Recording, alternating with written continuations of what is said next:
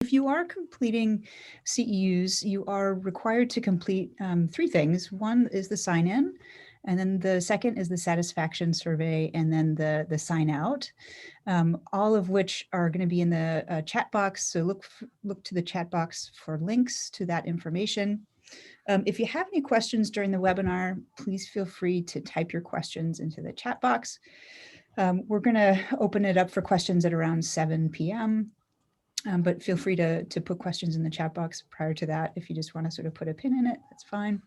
If you have any questions about this webinar, please feel free to email cyber@simmons.edu.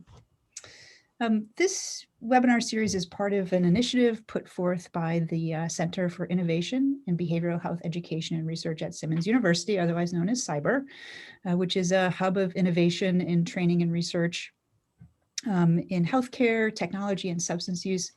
And we really aim to serve urban and rural communities by increasing access to high quality, evidence-informed care. Today's conversation webinar really represents a really important area of focus for the center, which is the intersection of racial justice, technology, and clinical social work practice. It is my pleasure and my privilege to welcome Dr. Johnnie Hamilton Mason and Mike Langlois. I am going to introduce Mike, and then he is going to go on and introduce Dr. Hamilton Mason, tonight's topic, and also the webinar series. So Mike, welcome. Mike Langlois has over 25 years of experience counseling adults and families. He started out working in public school and clinical settings to advance the access of students with differing abilities and learning challenges. His work includes treating patients who use video games from a gamer affirmative stance, and his theoretical background combines psychodynamic theory, contemporary cognitive and learning theory with cutting-edge technologies. Mike, we are so delighted to have you as part of CIBER and are just really excited for tonight. So I'd like to extend my heartfelt welcome and gratitude to Mike and to Dr. Hamilton Mason. And I'm just really, really grateful to both of you for your willingness to make time to do this today. So with that said, I'm going to now pass it off to Mike. Thank you, Dr. Putney. I appreciate that very much.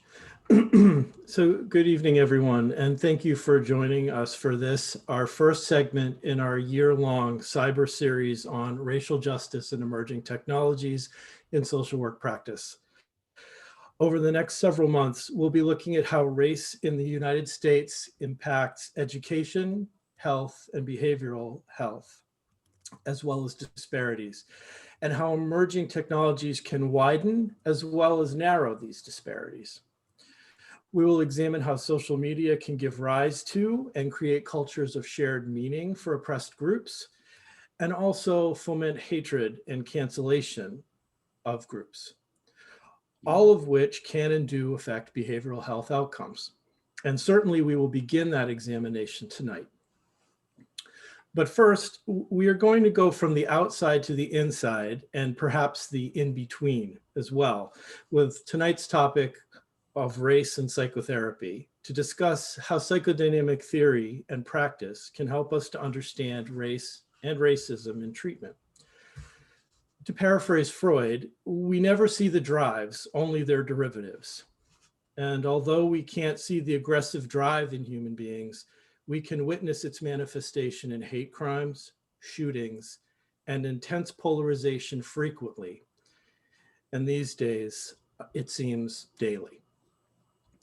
In turn, emerging technologies such as social media, live streaming, and video games often amplify our intrapsychic projections and interpersonal conflicts as powerfully as these technologies could create new opportunities for healing and liberation.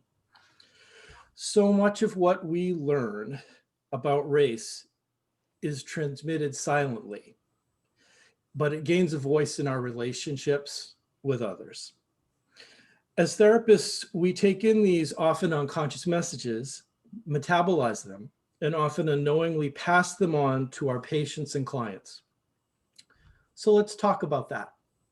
For the next 90 minutes, first with my guest and colleague, and then you all in our audience, we'll have a chance to discuss what we notice and what goes unnoticed, what we say and what goes unsaid when thinking about and working with race and racism in psychotherapy. My colleague, Dr. Johnnie Hamilton Mason, is the Eva Whiting White Endowed Professor at Simmons University School of Social Work. She teaches advanced clinical practice, human behavior in the social environment, leadership, political strategies for clinical social workers practice, practice with immigrants and refugees, and qualitative research. From 2004 to 2007, Dr. Hamilton Mason served as director of the doctoral program at the School for Social Work. In 2005, she co-founded the School for Social Work's Farnell Longus Academy for Undoing Racism. From 2001 through 2008, she served as a Harvard University W.E.B. Du Bois Institute non-resident fellow in African American research. Her scholarship and research interests are primarily on African American women and families, the intersection of cross-cultural theory and practice, and HIV/AIDS prevention and treatment. Dr. Hamilton Mason's current research is focused on African American mothers and their daughters, coping, stress, and self-esteem. She's recently co-authored a book, which is called Systemic Racism in America, Its Perpetuation Through Scaffolding, and numerous other publications, including Psychoanalytic Theory, Responding to the Assessment Needs of People of Color. She continues to enhance her teaching through clinical practice in urban agencies, as well as through consultation and education locally and internationally.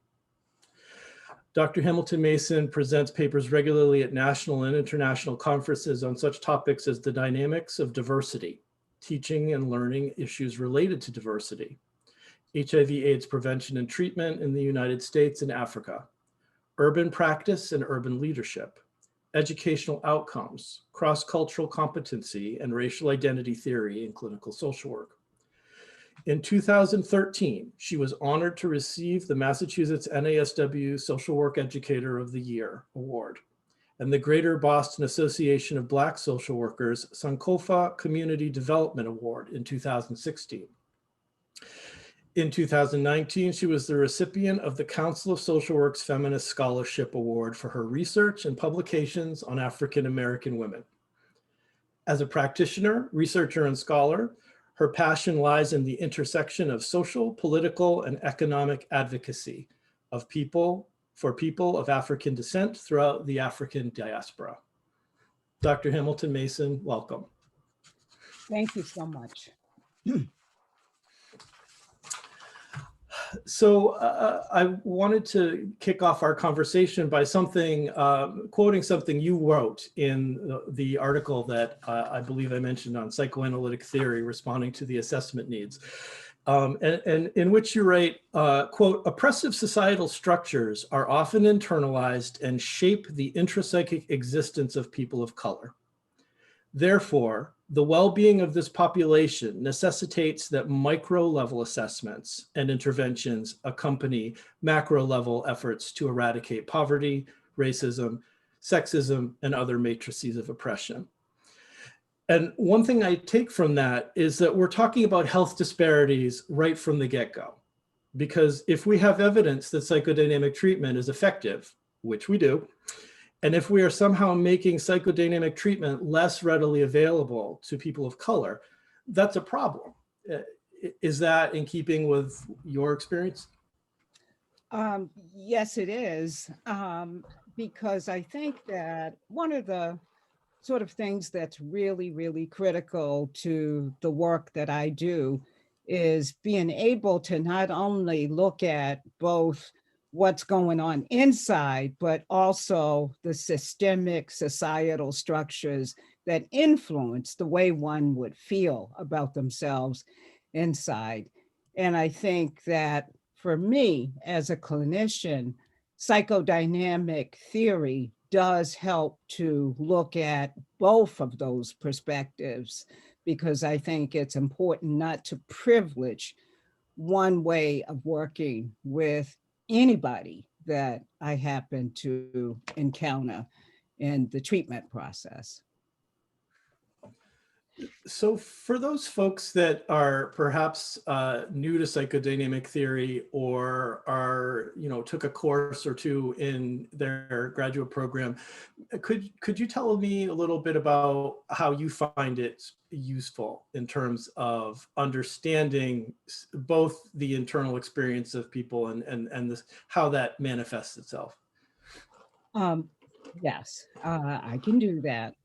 So I think that it would be helpful for all of you to sort of imagine a painter's scaffold. And a painter's scaffold is outside of a building, and it has planks that are going across and poles to hold it together. And if the wind blows, it kind of sways in the wind. That's my metaphor for systemic scaffolding. And that includes some of the oppressive institutions of society that influence and interact with each of us as we live or go through our daily experience. So psychodynamic theory helps to understand the internal house that we have and the processes of influence that we take in as we move through our lives. And in particular, some of the developmental challenges as well as opportunities that we face. So I believe that systemic scaffolding interacts and intersects with myself and forms part of who I am based on the nature of those interactions. So scaffolding really helps to picture systemic issues, societal issues, education, health access, opportunities in work and in living. And those factors in some ways enhances my sense of who I am based on opportunities and access and experiences, as well as the people who are important in my life, my family, my community, my friends, and all of those important sort of relationships are transforming me as I act on what I'm exposed to.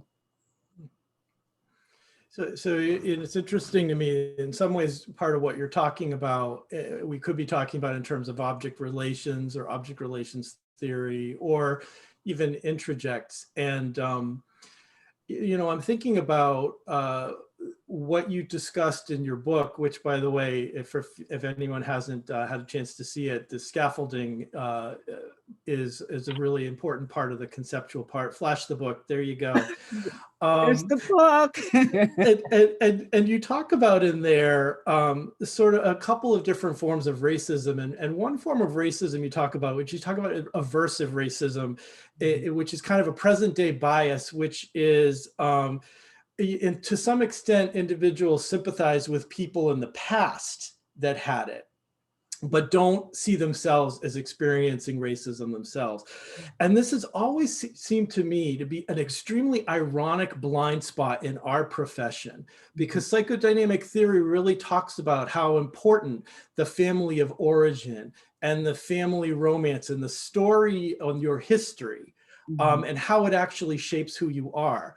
But yet when it comes to racism, we don't think of it as the same thing, that somehow that family history or that story of origin is totally disconnected from what people in the 21st century United States are living.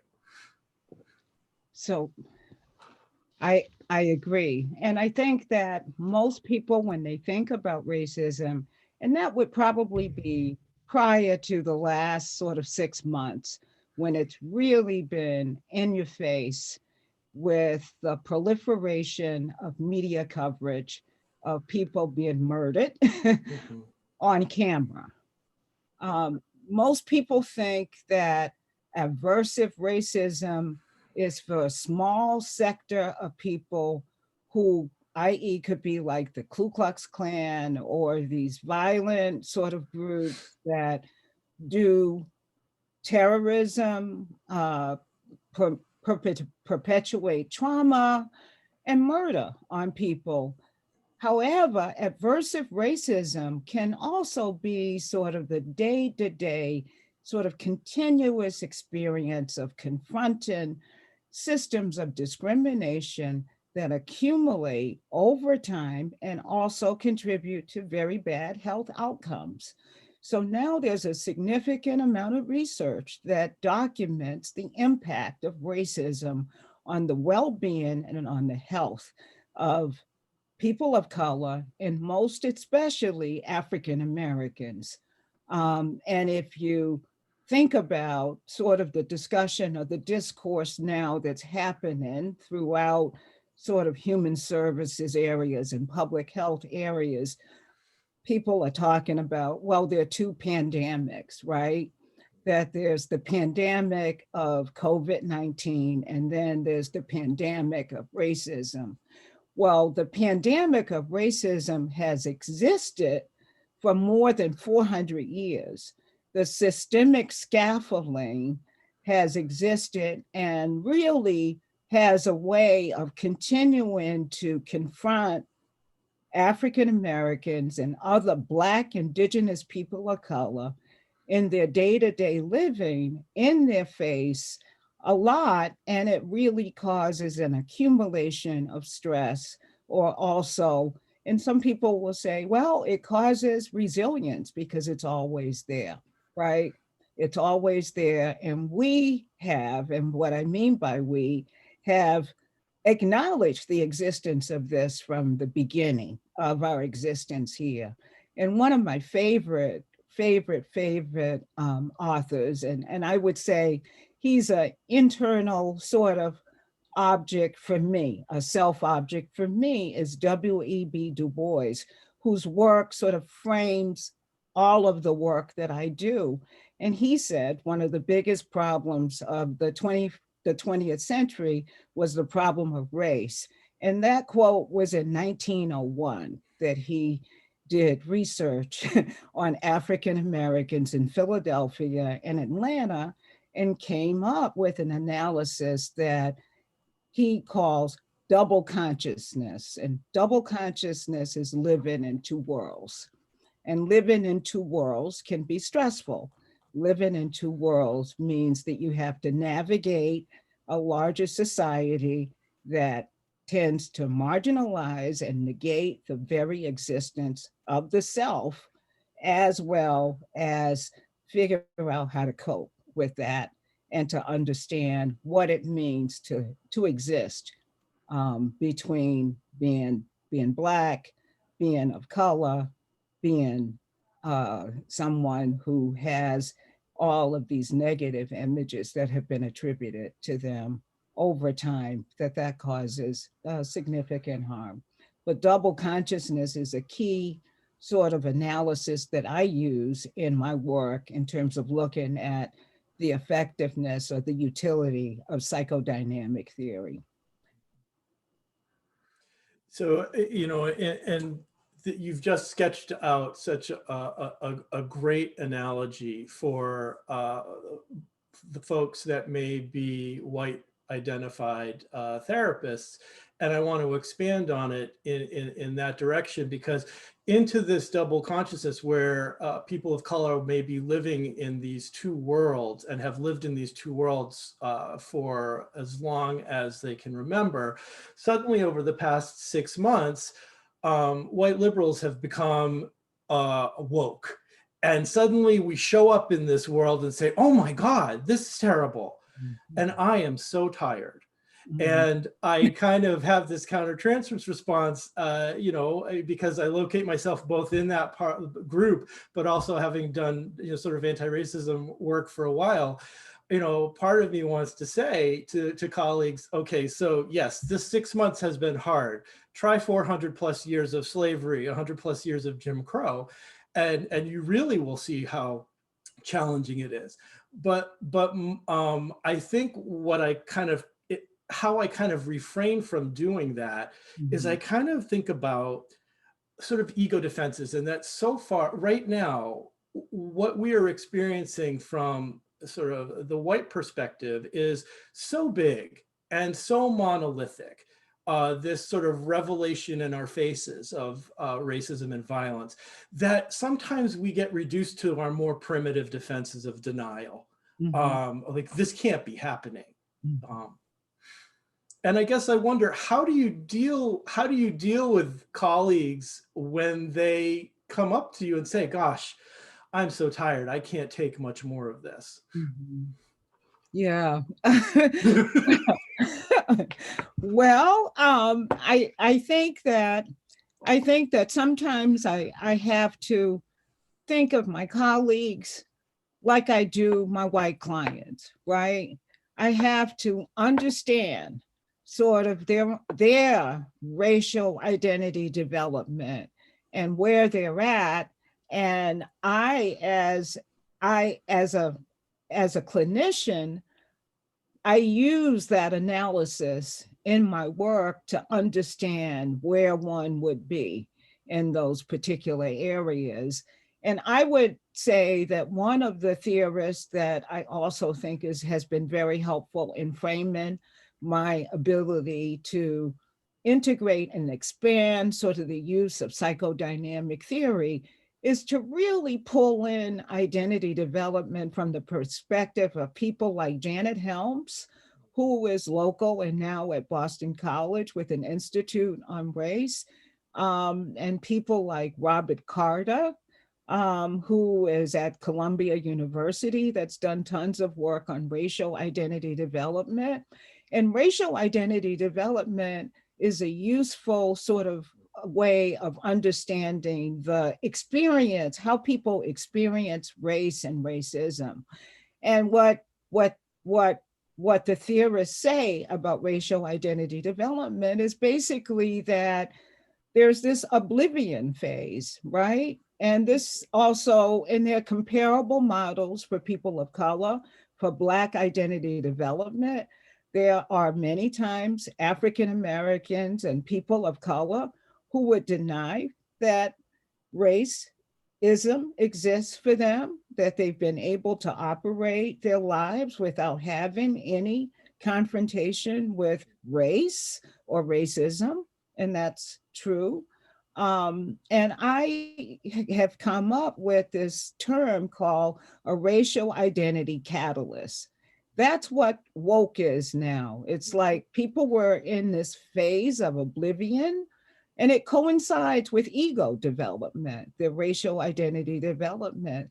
So the theorists say that it's not a linear process, but there are stages of identity development similar to what one would talk about in terms of Erikson's stages of development, and that people sort of progress and they go back and forth, and that the stages of identity development are framed based on what's going on in the context of the environment. So they shift and they change. And a racial identity catalyst is what can promote or provoke one moving through sort of stages of identity to more and more sophisticated levels of understanding that, yes, racism does exist, and this is how it exists, and I have benefited from privilege, and I want to do something about it. And it's not an easy sort of process for a lot of people. And so what I find is that many individuals will say, okay, this is just too much for me. I can't handle it. It's too much stress. I feel guilty. I can't do it. And some people will say, you know what? You just have to hustle yourself through it and move on. And you allow yourself to continue to increase your level of awareness. And that level of awareness goes for me if I'm working in a clinical setting with a particular client, with a white client, and a significant number of clients that I've worked with are white. However, I do research on African Americans. I think it's because I feel like I have something to offer to African Americans because there've been so many sort of disparities and lack of access to treatment and lack of understanding for people who can really sort of provide the kind of affirming environment in which they can analyze and talk about how they confront race and racism in their everyday life. I hope that that's a long answer, and I would not usually venture to go there. But I think it's helpful. I think it's helpful to understand that George Floyd's shooting, for as one example, causes a racial identity catalyst. And that racial identity catalyst is not just for Blacks or African Americans or people of color. Everybody has witnessed that. And I think that it's helpful to understand how to use that information to help people sort of grow and develop and evolve. Yes. I think this is the, part of what we're talking about, and I know I mentioned it to you when we were discussing this before, is sort of we're talking about, what Horney talks about in terms of the neurotic personality of our time, in that she kind of visualizes it as two overlapping circles. There's the ideal self, who we want to be, and then there's the actual self, and that the more overlap there is, the less neurotic we are, and the less overlap, the more neurotic we are. And right now we're in a crisis of that, because we live in a country which, as you point out in your book, talks about life, liberty, and the pursuit of happiness is available for everyone. That's the ideal person, the ideal self. And then we see George Floyd, and we see these murders, and we see all of this hate, and that's the real self. And so you do see these crises. What I find interesting in terms of how we deal with this neurotic conflict is that we want to think we've gotten to the point where we've gotten beyond it, when in fact we're just mobilizing another ego defense. So that, for example, I see people and my colleagues in my Facebook feed that happen to also be white and therapists calling each other out on racism. And sometimes it's useful, but always it's useful and a form of projection. I'm not calling you out on this because I don't experience it. And so I guess the challenge here, I think, for all of us as we're negotiating this moment, is to be aware that sometimes at the very same time that we're trying to affect a systemic change in an educational moment, we're also projecting a cast-off part of ourselves that now folks that identify as woke want nothing to do with that other part of us. And so we look for whoever the closest person is that we can put it on. Yeah. And I just think that that's, I think that that's so interesting to watch the phenomenon play out in some ways. And as you know, I do teach a lot of racism classes, and I do feel that it's important to sort of understand what's going on, because my philosophy is based on the fact that I believe people are capable of change.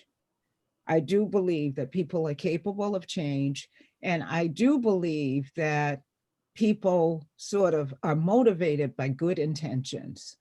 And I also understand that it's easier to project onto something that's happening out there rather than to look inside and say, and ask sort of critical questions about what the motivation has been, and encounters either with clients or with colleagues. And I think that sort of critical sort of self-understanding is what really promotes sort of the integration of the presentation of who I want to be, my ideal and where I'm going. And I also think that it's helpful for us all to be aware that movements are fueled by moments of being woke, right? And I've been talking a lot about sort of, do we want to just continue to have moments of being awoke, or do we want to have a movement? And I would argue that we need a movement of people sort of continually engaging in these issues and within the sphere of influence that they have as individuals. And I think that it is so affirming to clients to have someone who can honestly and authentically examine issues of race and racism and culture with humility and not competence. And this is how I've evolved as a clinician. 20 years ago, I was doing tons of workshops on cultural competence. And now it's like, and I've always known this, but now it is so critical for people to not aim for an outcome, but to understand that it's a lifelong kind of process. And maybe that's overwhelming to practitioners, especially to new practitioners or clinicians. However, it took a long time, 400 years, for the system to be structured the way it is. It's not going to go away in a month or two of activism. That's all I have to say. Yeah. No, but I think that's why psychodynamic theory and psychodynamic treatment really lends itself. Like, of all the treatments, it is the one that tends to take the longest in a lot of ways, and that's the frame. But I want to tell you about a case of mine that I had several years ago. It was a young man who was about 14, 15-year-old African-American male at the time, and was referred to me by his parents after he had posted some scary stuff on a Discord server. And his school somehow got hold of the screenshots of it and suspended him from the school and said he couldn't come back until he was getting an evaluation and treatment, and really responded in a very, I thought, strong and overpowering way. And I remember sitting with this young man and him telling me all of these behaviors, all of the derivatives. And at the end of when he talked, my first question to him, I think, was the reason we ended up having treatment, which was, I said to him, I didn't address the behaviors, but I said, do you think they would have treated you differently if you were white?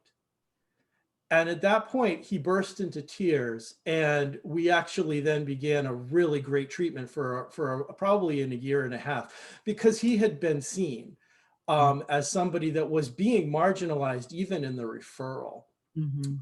And so I just sort of think of that when we talk about how important it is to bring race into the room, right? And for me, my tendency is always to bring it in during the assessment. And with adolescents, you can use a little humor, but I'll say, you may have noticed I'm white, and I've noticed that you are Black, or you are Asian, or you're Latino. How do you think that's going to affect our work together? And the answers are surprising. And usually clients will say, oh, it doesn't matter a bit. It does not matter. I'm fine with it. I'm okay. And that's fine for people to say that it's okay. And I have found that it comes up in themes and in other derivatives over and over and over again. And I find that there is this temptation to not want to disturb the water by bringing it up. If I bring it up, it's going to be they're going to be upset with me that I brought it up. Gee, aren't we all just the same? It's just a person. We're all human. And I think that it's more important to put the perspective out there, to name it, and to sort of hold that up as something that we can go back to later. And also just be aware that a lot of my thinking about psychodynamic theory comes from the relational school of thought, which is kind of an offshoot of object relations and self-psychology, right? And my way of working is through intersubjectivity. So if you understand sort of that intersubjectivity really comes from infant research on infants interacting with their primary caregiver before they have language or words, there's all of this communication going on. And that analysis carries forward to intersubjectivity, that there are two selves or two subjectivities that are interacting, doing therapy at the same time. And as much as that infant is watching their primary caregiver, that primary caregiver is also watching the infant. It's not one way. They both influence each other in a sort of interaction, and both have agency. Those two subjectivities are in the room.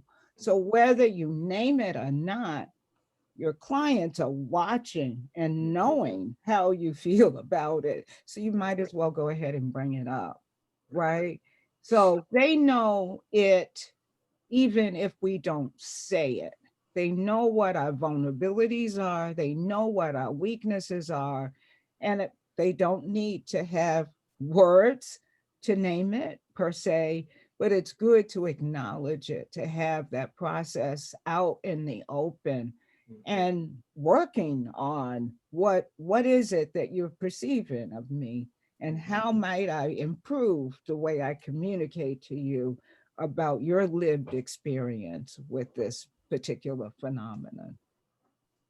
So since you went there and we're going I to went there. intersubjectivity, let's talk about mentalization, because part of what you're describing is when mentalization goes wrong and when it goes right. And so just to bring this back to race, when a teacher sees a young Black boy becoming more energized, the mentalization that happens can be much more anxiety, which then can, as we say in mentalization, I know how you are before I know how I am. And so in fact, we start to raise generations of people who become, internalize this sense that I must be monstrous because people are feeling anxious about us. Yes. And that in fact, if we only talk about race, for example, when it's a problem, people learn to sort of have that level of anxiety. And that so the sweet spot with mentalization is when we know the anxiety, but we don't over emote so that we overwhelm the person and they can't know what they're feeling. And so while I'm saying this, I want to break the fourth wall and say to all the other participants, we're talking about you, because what Johnnie and I are doing right now is in fact a form of mentalization and modeling to all of you lurking out there watching. You are watching a white man and a Black woman talk about race, and nobody's dying and nobody is getting injured. And people are having an engaging and intellectual dialogue. And this needs to be seen more so that folks can learn that it's okay to ask questions or talk about, hey, you're a Black therapist, I'm a white therapist. What is that like? So in a little bit, we're going to invite you in, but I want you to know that this is by design, that Johnnie and I want you to have the opportunity to see that we can talk about clinical issues and race and power, and it's going to be okay. Yes. And so, does that call for a comment from me? Do you want to comment? Through. I do want to comment, and I wanna read a quote. Okay. So uh, so so related to intersubjectivity is this idea that we can share a space, right? That Mike and I can share this space and talk about race. We could talk about any number of different things, right? And I can say, well, I think that analogy sort of works for me. But intersubjectivity means that there's this third, right? That there's this third that's created, that there's he is here and I'm here. And then there's a joining of our psychics and our energy in the context of therapy, communicating with each other on a higher level. And this is a derivative of the modern day or postmodern sort of psychodynamic theory, which I find so rich, which is based on infant research and communication. And so I have an example of intersubjectivity that sort of came up in the context of my work with a client who I worked with for a number of years. And this woman is an African American who has a very, very high level job that was admitted to a psychiatric facility for what they termed a bipolar or manic episode. And she was referred to me. At the time, I was an outpatient fee-for-service clinician at South End Health Center, which is where I did a tremendous amount of clinical work in tandem to my teaching full time. So for 20 years, I was at the South End Health Center. And I'm giving you the names because she and I wrote a chapter on our work together and because it was so transformative to her. And had it not been for, she was referred to me by a former student who knew that I saw clients at the South End. And I saw her and I was terribly worried about her safety. They discharged her from the hospital within like 4 days. And she went back to work in 2 weeks full time, but she was not completely well. And she had tons of stresses in her life, her job. She was the only African-American high-level job in city government, and lots and lots and lots of challenges related to that. And just really, really was profoundly depressed. And so it came out that she also had been sexually abused as a child in another country. One of the reasons that she wanted to see me, she said, was that she wanted an African-American clinician. And I'm like, oh my goodness, what am I going to do with this? I'm not here full time. She had a manic episode. She's suicidal. There's all of these issues going on. How am I going to work with her? Well, she actually did a tremendous amount of work because she resisted all of the typical sort of treatment interventions. Medications, she refused. She refused to go to a group. I wanted her to go to a trauma group. She refused. The only thing that she did was see me. And I saw her husband, and he would call me when things got a little rocky, but she was back to work full time. Well, it came out that what she did want to do was to attend a group that was involved in educational advocacy at a local church. She did that. She got better. Her diagnosis kind of shifted. She was really, really profoundly affected by the older women that were involved in a women's group at her church. And it was helpful. It was a helpful intervention for her. And she's doing extremely well. And so much so that she, at one point, invited me to come to, or she had the church group invite me to come to speak at her church on African American women stress and coping. And so I said, well, look, I'm going to go. If you want me to go, I won't go. I won't disclose that I've worked with you. She's like, yep, I know. We went through all these pre-meetings. And it turned out that when I had finished my presentation at the church with a group of women it was a regional meeting of African American women's groups at church. When I finished my presentation, she got up and said, I want everybody to think about mental health because mental health helps, and she's my therapist. And I was so mortified that she disclosed this, but she has always maintained that what was important to her about our work was that she had someone who understood that she was Black, I was Black, and who had the ability to pay attention to what was inside, even though she didn't always follow my recommendations, but at the same time could affirm her reality as another person. And I think a lot about that case. That case is written up in a book, and she wanted me to put her name in the case, and I refused to do that. And I disguised other important details, but it was a profound piece of work that was done using a combination of paying attention to her inside personal issues, her cultural issues, and the institutional issues that framed her experience. And as you know, people spend 40 hours a week. Well, prior to COVID, they spent 40 hours a week at work.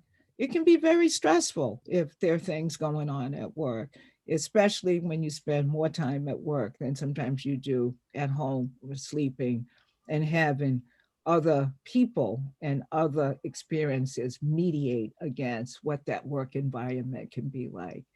And a lot of African American women suffer from depression and stress related depression, which causes high blood pressure, diabetes, and other health outcomes. And she was on her way to all of them. However, she was not bipolar the way she was diagnosed at this really, really sophisticated psychiatric institution that we all know about in the area. So that's an example of my work. It's an example of inner subjectivity. And my worry with her and inner subjectivity involves sort of transference, countertransference, projection, projective identification. And she had had such a lousy experience with her own mother. I was really worried that I would not become like her mother. And I had to do a lot of work navigating sort of that pull to get into a maternal role that was similar to what she had. Well, had I not had that understanding, well, she probably would have gotten better anyway. But I thought, and I still think, that it was related to her teaching me about her culture. And it was a phenomenal culture that she had. She lived in a Caribbean country, part of the African diaspora, identified as Black, African American, because she had a father who was African American and her mother was from the country that she was from.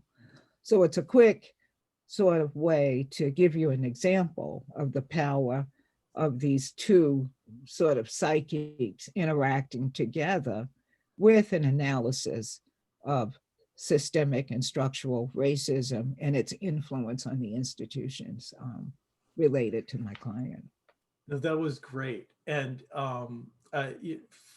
can I go, can we rewind it and go through the theoretical lens of self-psychology? Please. Because I think what you did was such a wonderful example of hitting all three self-object functions in that. First, I want to point out, though, before I go to that, how this is a perfect example of how health disparities and behavioral health disparities start with assessment. And they start with assessment because of often unconscious countertransference that we use as data. That actually may impact diagnoses. And that from a self-psychology point of view, a lot of times we talk about the forward edge or leading edge transference, which is this little tendril of growth that doesn't often look like growth for a patient to have a healthy narcissistic striving. And so when this woman requested an African-American therapist, I see that as a leading edge transference, because it's a leading edge of, my blackness is not my sickness. That in fact, healing can come from blackness too. And then I just see how you, in the way you lay out the case, you provide the mirroring self-object functioning. You provide the idealizing self-object where she aspires to sort of be like you. And then you actually set her up with a twinship in terms of that church group. And all of this sort of hinges on an understanding of empathic attunement and being able to see that a woman who is a Black woman is feeling narcissistically depleted or unseen or empathically failed, and how you can approach this and meet those needs rather than pathologize. And that I think, you're right, the credentials of that hospital shall remain nameless, but we've all experienced examples of that where people, that person's agitated. Well, are they agitated, or are you a little more nervous around them because they're Black? Yeah. Right? And I'll add another strand that people may not always know about is liberation theology and liberation health.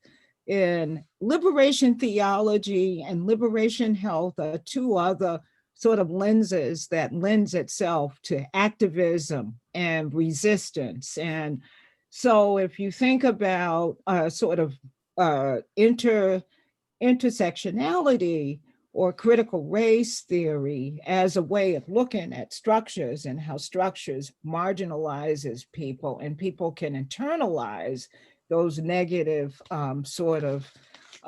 images of them in some way. Liberation theology is so incredibly grounded in the African American experience, in the African diaspora, no matter what island that you ended up in, whether it was the Caribbean or South America or Brazil or Jamaica, there is an element of liberation theology that was a strong contributor to early resistance movements. The Maroons in Jamaica were liberation theology kind of people. They said, look, we believe in sort of religion, we believe in spirits, we believe in our culture, and we believe in the collective efforts of resistance. And that was the one mechanism for resistance that people had. And it contributed to our sort of civil rights movement. Our civil rights movement did not begin with Rosa Parks. Our civil rights movement began from the minute in 1619 when slaves landed, they say, slaves landed at the shore. So that there's all this counterposing sort of resistance in some way.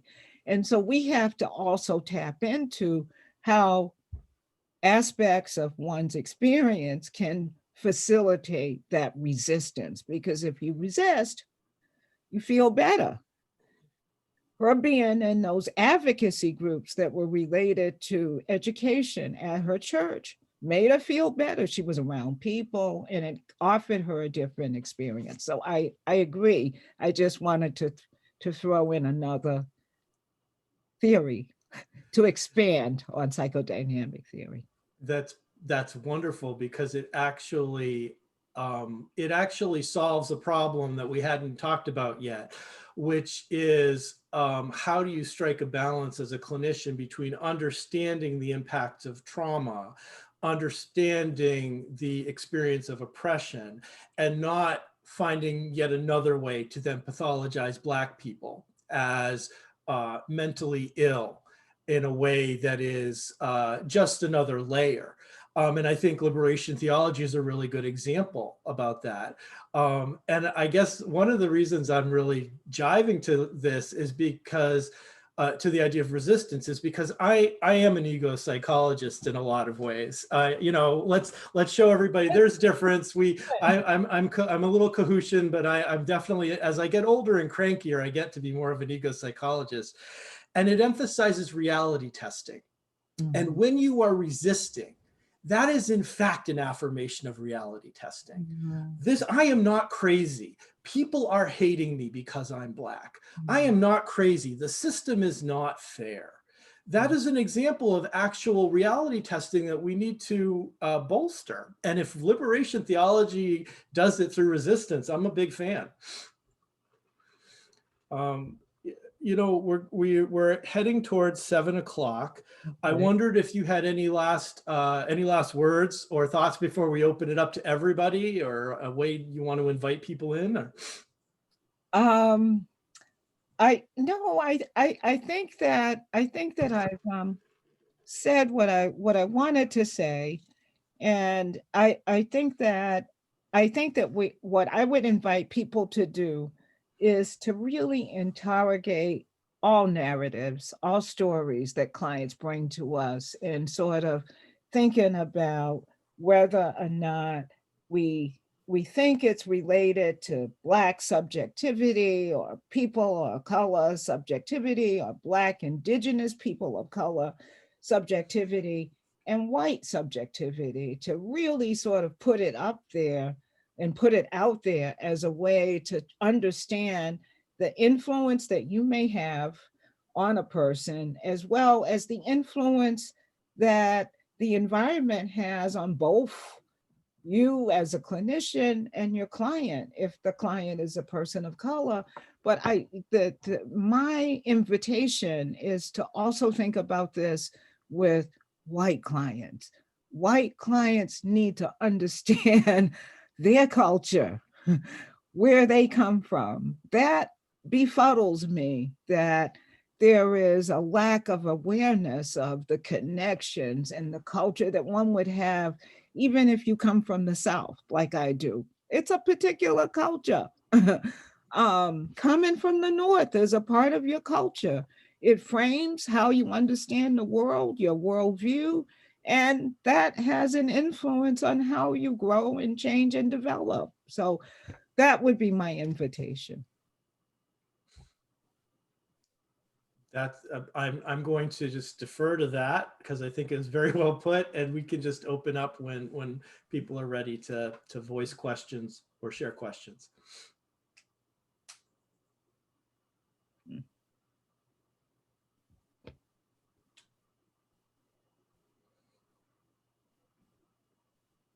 How important would you say the response is to racism? I mean, like how that will change, perpetuate what's going on.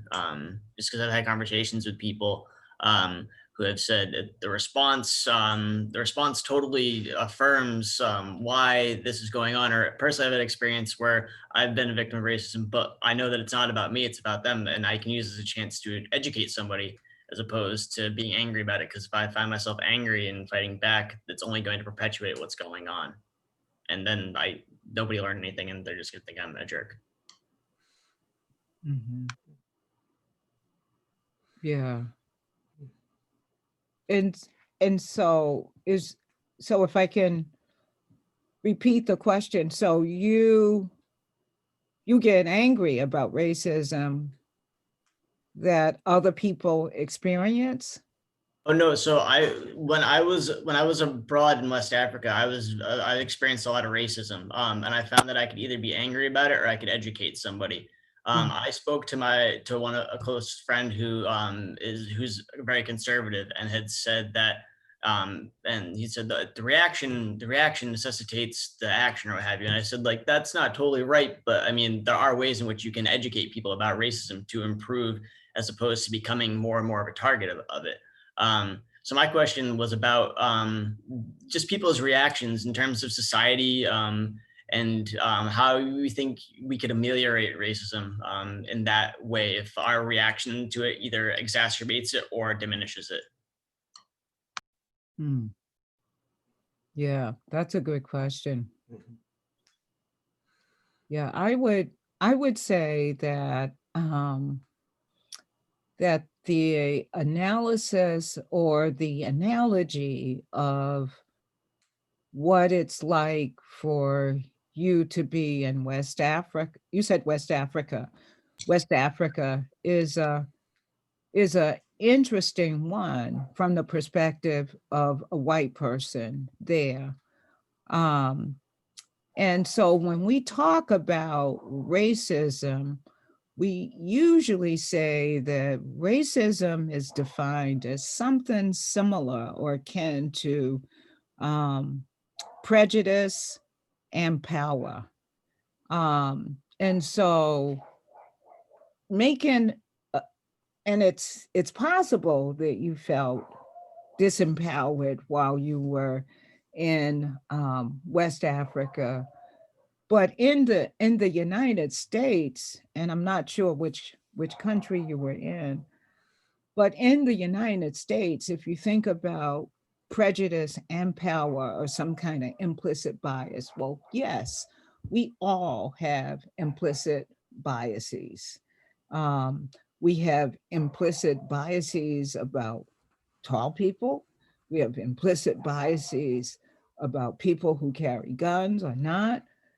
We have implicit biases that relate to race, um, culture, and ethnicity. Uh, but one of the distinguishing factors that I would like to stay with is that in the United States, there's not a lot of power that African Americans exercise within the institutions of the country. And so what I mean by that is um, the court system, the judicial system, the educational system, the healthcare system. When you start to look at and deconstruct the major institutions of society, those institutions support power and privilege that is directed at pushing up access for whites and diminishing access for Blacks and Indigenous people of color. So I think it's helpful to stay in the United States and sort of make it relevant to here.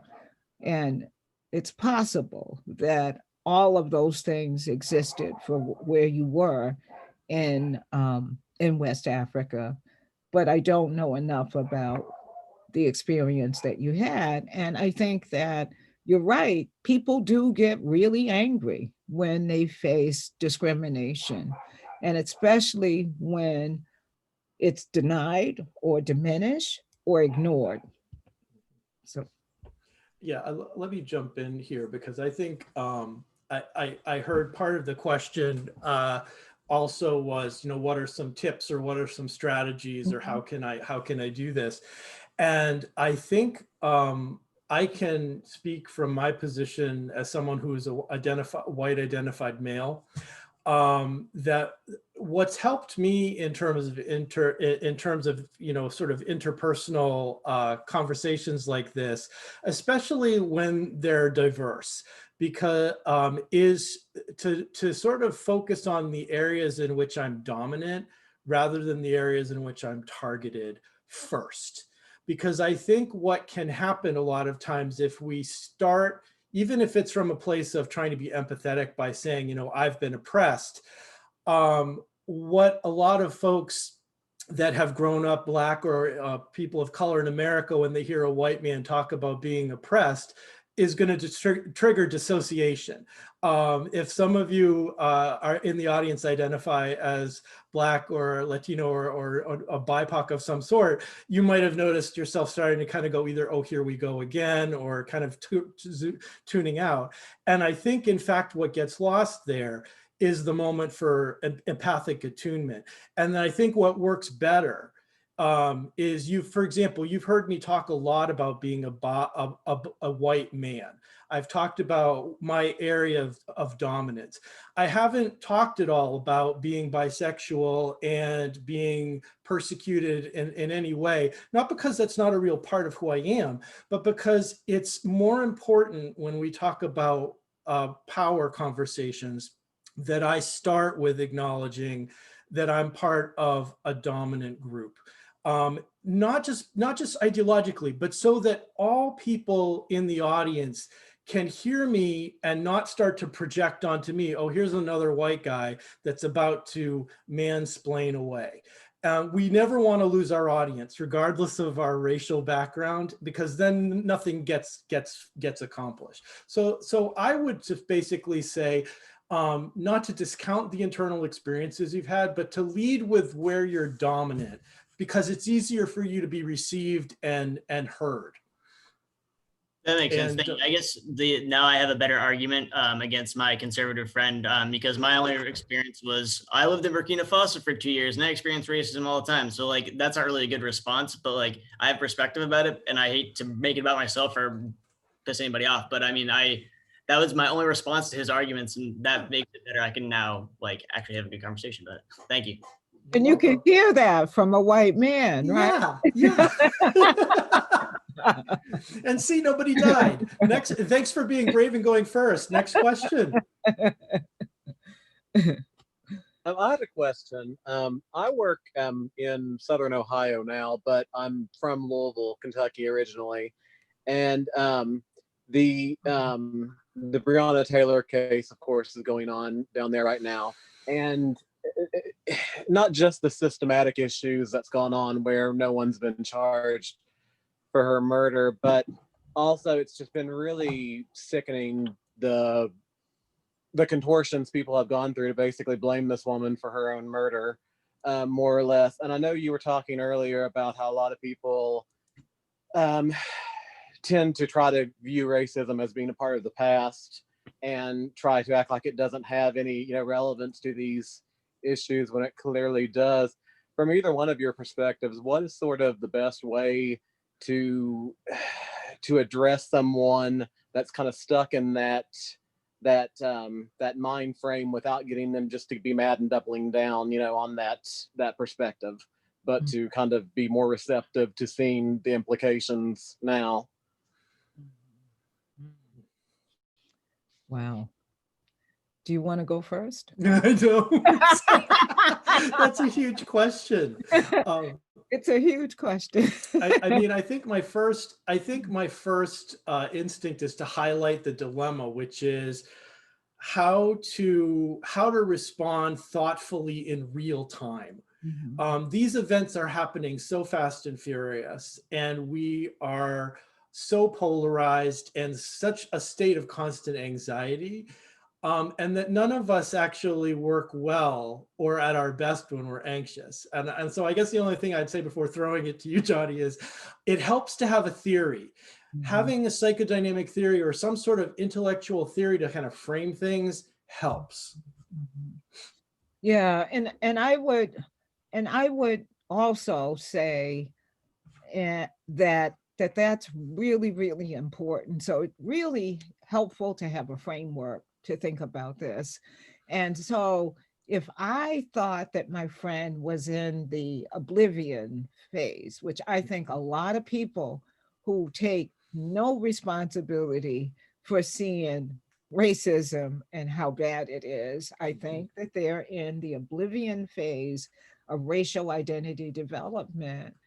I work with them on finding ways that can create a racial identity catalyst, an event that can trigger more than just an intellectual sort of understanding of what's going on, because you're working in the rational part of the person. And I think that you want to sort of try your best to connect, as Mike said earlier, empathetically to where that person is at and pitch your remarks around that. And I think that denial is huge right now for a lot of people. It scares me how much denial there can be, and it scares me how much difference there can be in worldviews about the harm that's being done to other people and how we rationalize it. But remember that the system has been built on that hypocrisy and that contradiction from the very beginning, and it's doing exactly what it's supposed to do. It's working beautifully because of that initial contradiction was the pursuit of labor and land and exploitation and marginalization of different groups of people. First Nation people first, and Africans and Mexicans and Chinese were the four sort of core groups that built the system or the structure of scaffolding in the country. And that system has been sort of working very well. And every time you move one piece of it, it gets right back in place again in another way. And that particular example of Brianna, I mean, it's been happening for a long time, and it's scary. It's scary how far the worldviews can sort of diminish the power of action and humanity, I would say.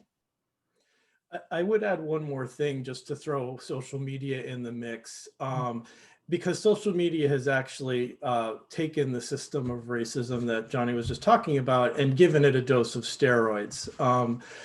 And in fact, you know, to kind of answer your question, I think if you can engage with the person and sort of help remind them that we don't always, that we're being bombarded with messages that are sometimes not accurate.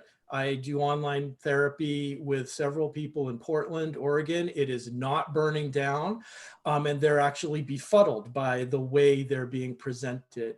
By the same token, we have not been getting steady live streams of how the people in Flint, Michigan still do not have drinkable water for their children, which is another health disparity that is definitely tied to race. So part of what's important to talk with your friends and colleagues about is what is social media directing our attention to, and what is it not? And part of why that's important is because acute things like Breonna Taylor are much easier to notice than chronic things like Flint, Michigan. Not that both aren't important, not that both aren't signs of racism and oppression, but I think media actually makes it harder for our reality testing to work sometimes. Another question?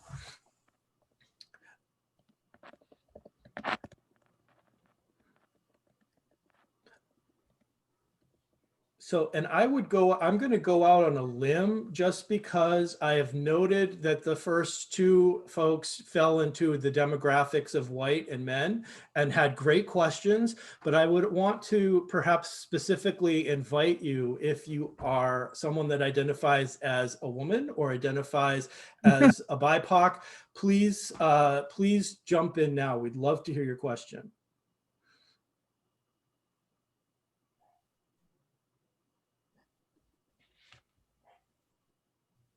And I'm not checking chat, Carly, just in case. I'm seeing we've got a bunch of chats, so. We haven't gotten any questions yet. Okay.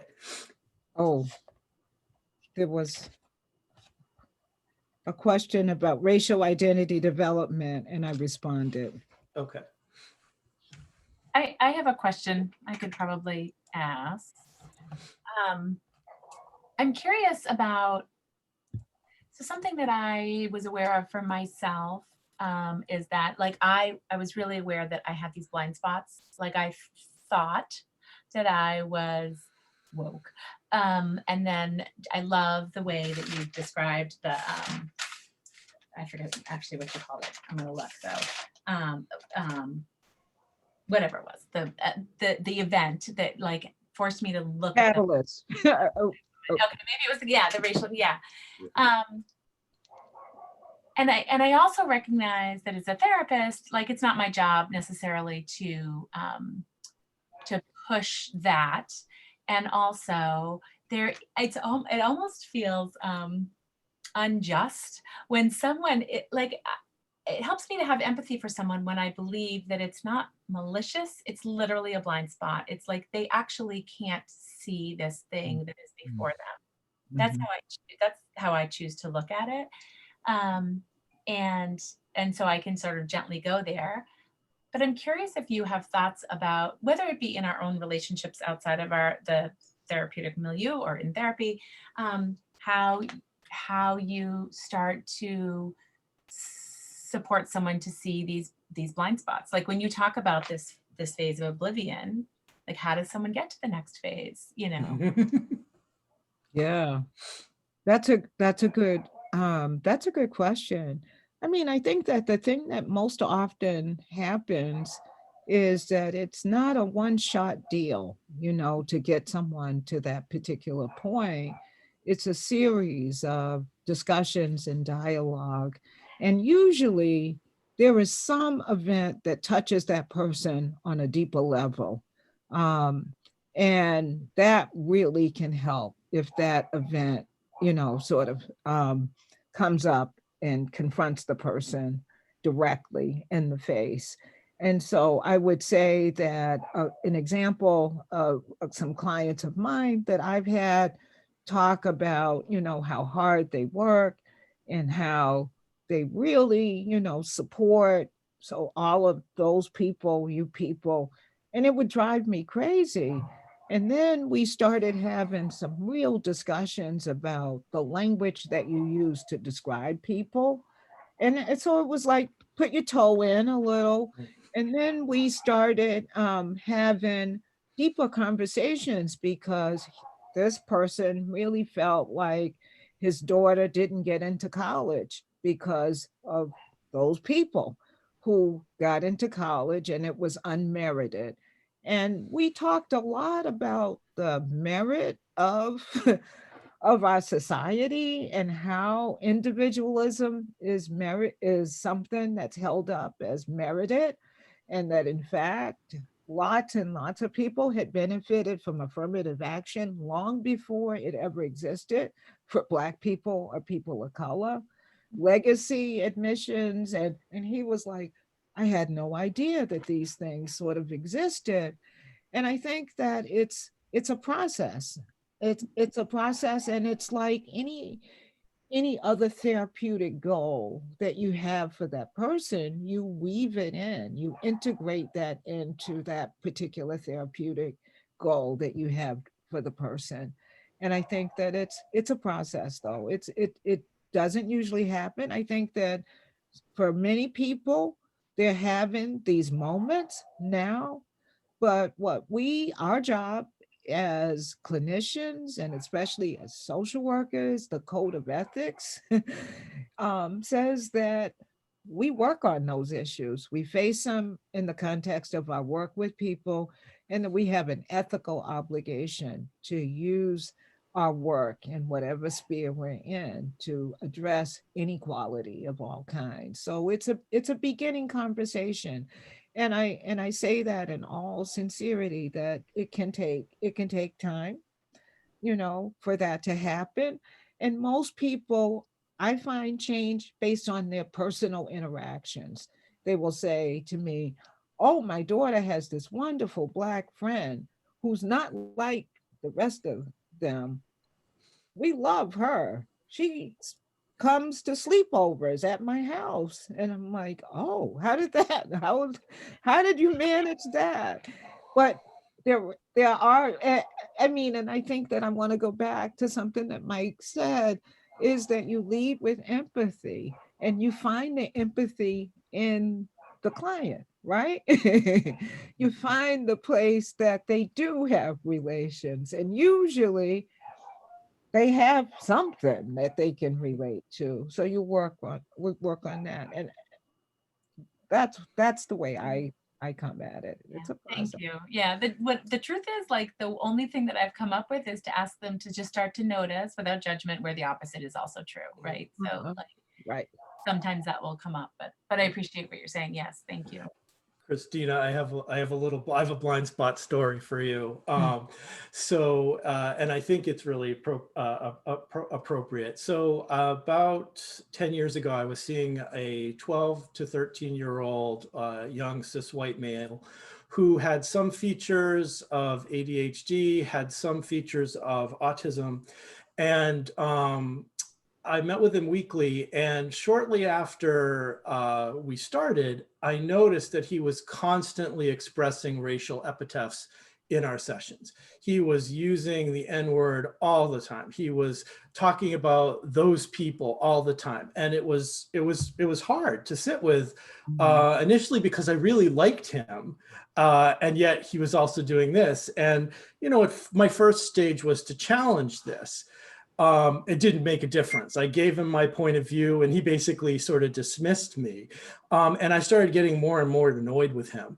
And what saved me was he had a psychiatrist that was on our team, and I was talking with her about how I was really concerned about his level of functioning because he was really spewing this racist vitriol.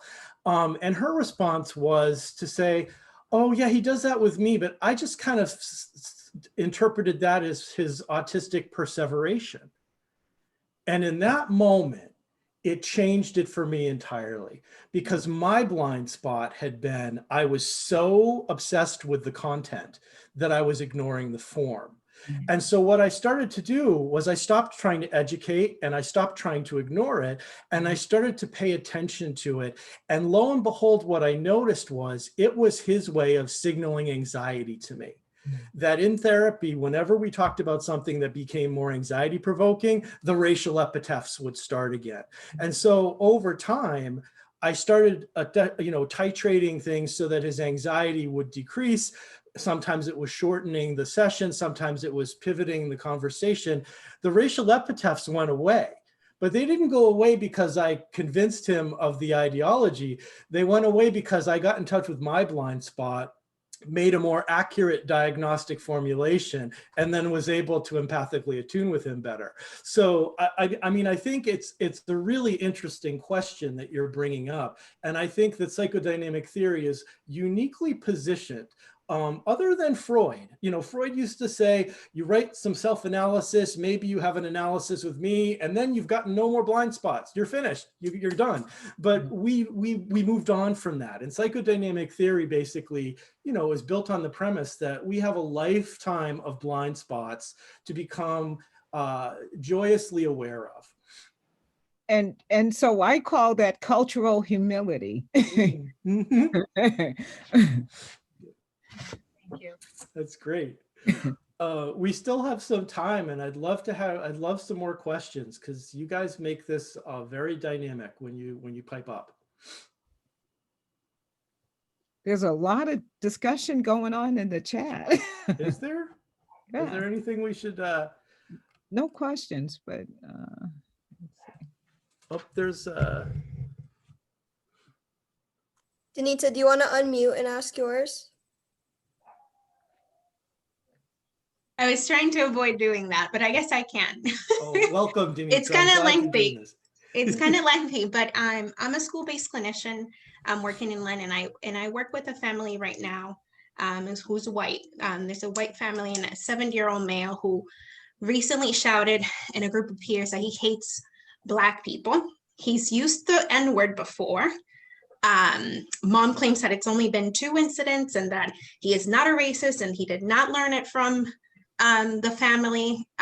She seems very nervous and very apologetic when she's talking to me, and I'm having a hard time because I'm obviously, as a Black Latina, I definitely have very strong reactions when I first learned about it, and I'm trying to sort of, I don't want to, I want to have a conducive conversation with them, and I don't want my client to shut down and not want to talk about this anymore. However, in my first attempt to address the issue with him, he definitely, was not having it. He, put the camera away and he was not interested.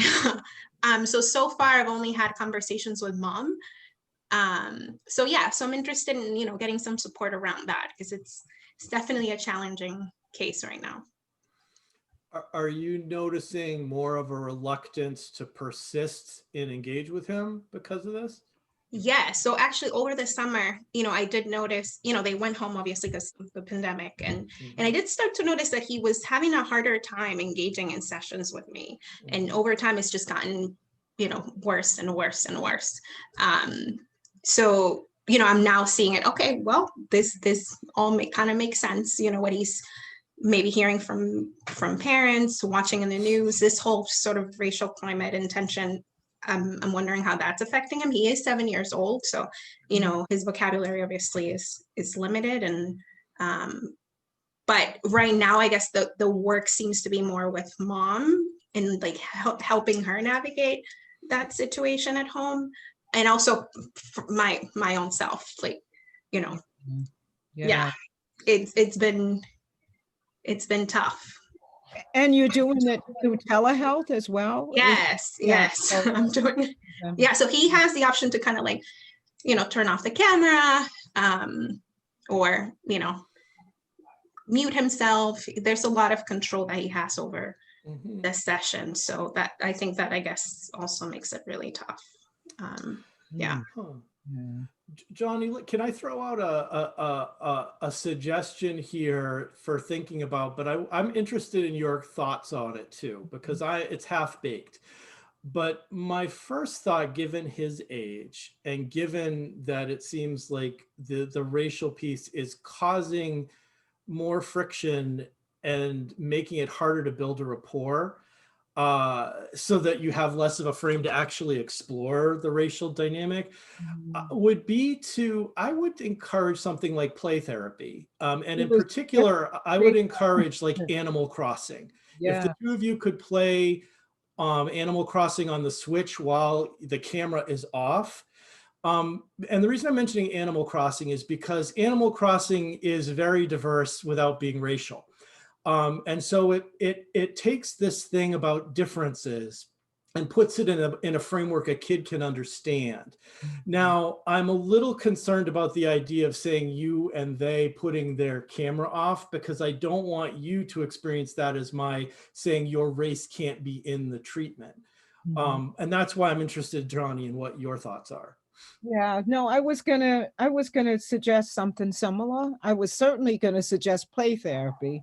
And I think that a game of any sort that you can do to really sort of take the attention off of your interaction and onto projection again onto the game symbolically is a really, really effective way to deal with a 7-year-old.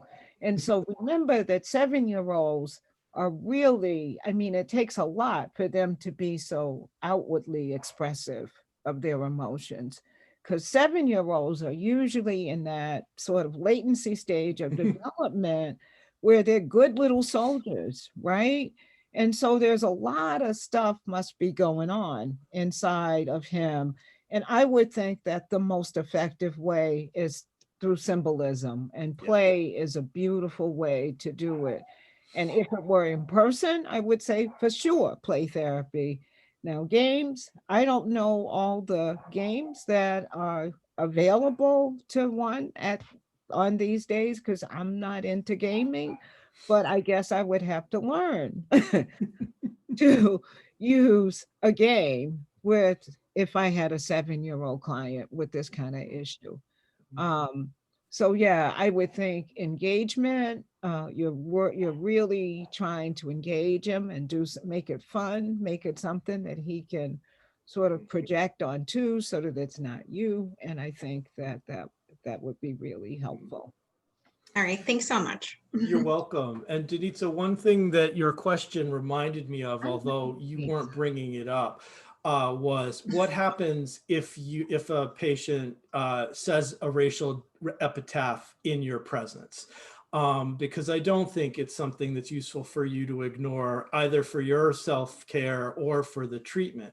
And so what I find useful when I supervise trainees that are Black or Latino or of a disparate race is the concept of distraction, that a comment isn't good or bad, it's distracting. And so that, in fact, if you find that someone is giving you those sorts of racial epithets, you can confront it in a way and say, you know, it distracts me from our work when you say that. And you can sort of, it's a way you can actually push back against it, but also not pathologize the other person.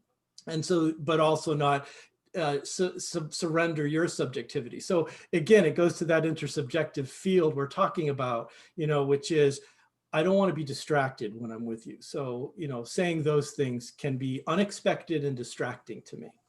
Yeah. Okay, thank you. You're welcome. Thank you for your question. And can I just say too, that I would add that that analogy would also be very, very appropriate for white clinicians as well, who have clients that say things that are demeaning or say things that are inappropriate. It's a matter of how you begin to think about sort of setting limits on it. Distraction is one way, and setting limits. If someone, I've had clients that were psychotic, and that's a whole different level of setting limits that would be appropriate and say really negative things. But I think that that's a helpful suggestion, so that all clients can present with negative sort of judgments and punitive ideas about clients. Right. And I think that it's helpful to think about it. We're running out of time. Does anybody have any last questions for us? I could yak with you about psychodynamic theory for hours, Johnnie. I could too. I know. I could talk too. I just want to take a moment and thank you both so very much for your time. I've learned so much. It has been such a rich, really rich conversation to bear witness to. And I'm so grateful that we have this space to have this conversation. Dr. Johnnie, thank you so much for your time and for your willingness to share your experience. I could listen to you for hours, and I feel sad that we have to end our time. And Mike, thank you so much for pulling this together and for facilitating this. Again, I've learned so much from you as well in this process. Carly, I think we have just some information for people about sign out and satisfaction and CEUs that we just want to make sure that we get to people. I think you're going to put it in the chat if I understand that right. Okay. Great. Yes, absolutely. So I think there'll be a satisfaction survey, and then also the sign out that's going to, those links are going to go in the chat. So Mike, Johnnie, any last thoughts before we all end and say goodbye? Just to save the date for next month, because next month we're going to do our next one, which is on Black Twitter. And we're going to be having Gary Bailey and Renee Graham from Boston Globe and a couple of other folks, hopefully, talking specifically about Black Twitter and what it means to both Black people who use it and white people who may observe it. And I'm looking for the time and the date, and I don't have it right off the top of my head. So I don't know if, Carly, you have it. I think it's November 10th. Is that right, Carly? November Does that? 10th. Yeah, November 10th. I think the same time, 6 to 7:30. Great. Johnnie, anything you want to add? No, it's been a delight to have this conversation. I'm always a little nervous having conversations, but this was good for me. So thank you so much. And I learned a lot as well. Me too. Buy her book. It's a good book.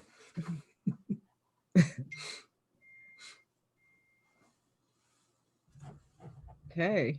And Denise, I know you, Denita. Where do I know Yes, you? from Okay. Simmons. Okay.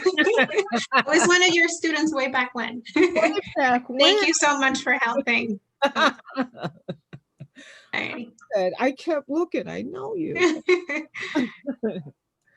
Thank you. Have a good night. Okay, you welcome. too. Have a good Bye-bye. night, everyone. Bye.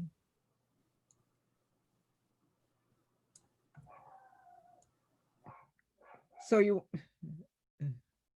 bye, Jen.